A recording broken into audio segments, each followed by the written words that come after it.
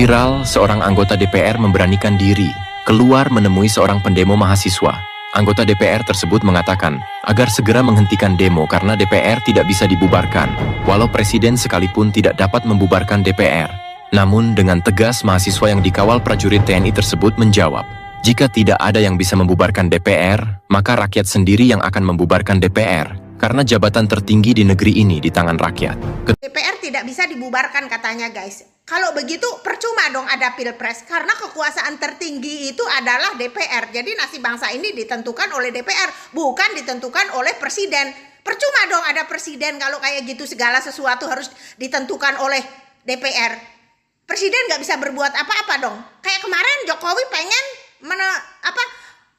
membuat RUU perampasan aset para koruptor itu, DPR bilang kan jangan, DPR tidak merestui, tidak mensetujui, Jokowi bisa apa? Nggak bisa berbuat apa-apa. Sama aja ini Prabowo juga kalau ingin membuat RUU hukuman mati untuk para koruptor juga Prabowo nggak bisa karena DPR nggak setuju kayak gitu. Berarti nggak usah ada pilpres deh, ngabisin duit, ngabisin anggaran doang, biar serahkan ke DPR aja semua bangsa ini supaya hancur-hancur lah, karena DPR itu tidak memikirkan rakyat. Jadi DPR itu hanya mementingkan diri sendiri, memperkaya diri gitu, bikin undang-undang suka-suka gua kayak gitu. DPR bukankah begitu?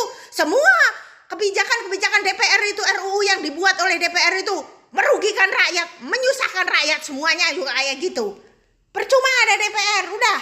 Kalau percuma ada presiden kalau segala sesuatu harus ditentukan oleh DPR. Ya hancur-hancur lah Indonesia ini. Macam apa sih, negara macam apa sih ini sih, apa-apa ditentukan oleh DPR. Presidennya cuma plonga-plongo doang gitu. Gue mau ke sono nggak boleh, gue mau bikin ini nggak boleh sama DPR. Nah, terus presiden suruh ngapain? Ini semacam kayak pembantunya DPR aja itu presiden.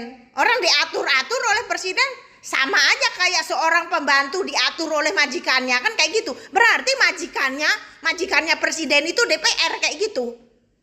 Lah kalau apa-apa harus diizinin dulu sama DPR, berarti kan presiden itu nggak punya kekuasaan penuh, nggak punya.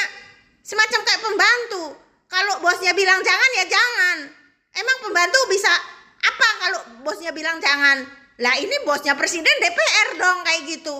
Oh kayak gitu toh peraturan di Indonesia itu, sistemnya kayak gitu. Jadi DPR itu bos dari bosnya negara kayak gitu ya. Bos dari segala bos, punya kekuasaan tertinggi yang berhak menentukan nasib Indonesia, yang berhak menentukan segala RUU, yang berhak membuat segala RUU itu adalah DPR. Lah presidennya nganggur dong.